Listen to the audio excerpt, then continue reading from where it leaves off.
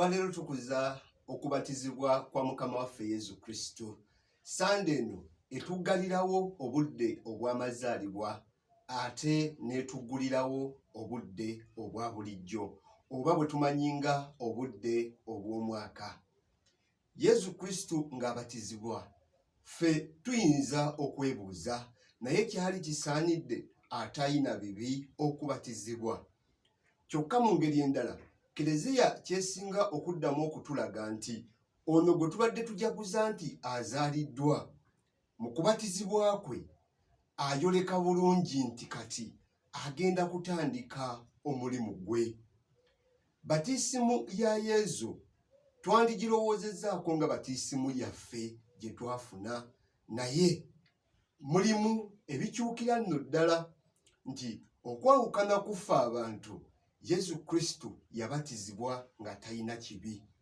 Ffenna tukimanyi bulungi nti batiisimu etuggyako ekibi ekisikire n'etufuula abaana ba Katonda n'ab'Ekeleziya. Yesu Kristo atalina kibi ng'abatiziddwa, ye temuggyako kibi, wabula ate mu kubatizibwa ajjayo bulungi nti atufaanana mu byonna, atufaanana mu byonna. Mu kubatizibwa n'ataggyibwako kibi, wabula n'akkiriza ate okwetikka ebyaffe byonna asobole okubisasulira oba okutusasulira ebbanja ery'ekibi ly'agenda okusasula mu kufa n'okuzuukira. Ekyokubiri, ffe abantu batiisimu etufuula abaana ba Katonda. Yesu Kristo mu batiisimu ye, evanjiri nga bwe tugiwulidde, Omukama atwolekera ddala nti ono ye mwana wange. Tafuuka bufuusi mwana wa Katonda, wabula atwolekera ddala nti ye mwana wa Katonda. Ate ekyokusatu, batiisimu ffe abantu etuwa obuvunaanyizibwa ffe Abakristo ne tutambula obulamu bwaffe bwonna nga tuli bitundu bya Kristo, omusaaseredooti, omulanzi era kabaka. Mu kubeera ebitundu bya Kristo mwe tufunira obuvunaanyizibwa nti ng'abasaaseredooti ffenna awamu tusigaza obuvunaanyizibwa obw'okulembera essaala, tusigaza obuvunaanyizibwa obw'okwegayirira nga tetulindiridde basaaseredooti okutusabira, wabula nga naffe ffennyini twetaba wamu mu kwegayirira nga tukulembya naddala mu maka gaffe.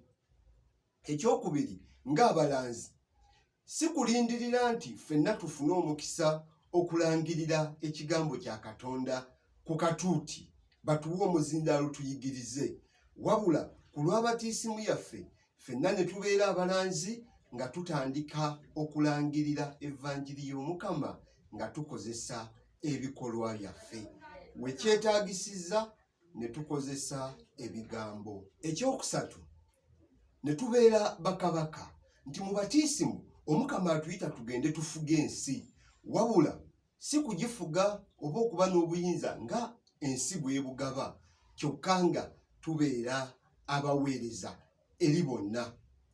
Kati Yesu Kristo nga amaze okutwoleka nti ye taggiddwako bibi, wabula yeetisse obuzito bwaffe, yeetisse obw'omuntu bwaffe, ate asobole otufiiririra. Era bw'atyo mu batiisimu n'atwolekerwa bulungi nti mwana wa Katonda. Batiisimu ya Yesu eddamu okutulaga nti ono ayina omulimu ogw'enjawulo gw'agenda okukola, era ng'omulimu ogwo ffe abagamba okumugoberera tulina okumutunuulira, okumugoberera asobole okutuyamba okutuuka eri Patri. Peetero bwe tuwulidde mu ssomo eryokubiri mu bikolwa by'abatume ayogera bulungi. Mumanyi enjigiriza eyaliwo.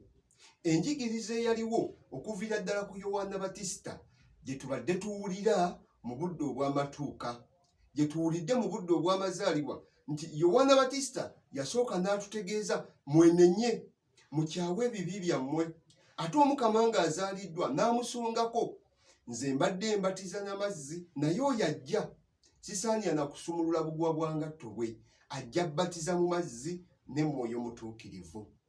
Enjigiriza eyo neetakoma ku Yowaana Batisita kyokka mu Yesu Kristo neetuuka mu bujjuvu bwayo, nti oyo gwe njogerako nga Peetero bw'ayigiriza mu ssomo eryokubiri, Yesu ow'e Nazaaleeti.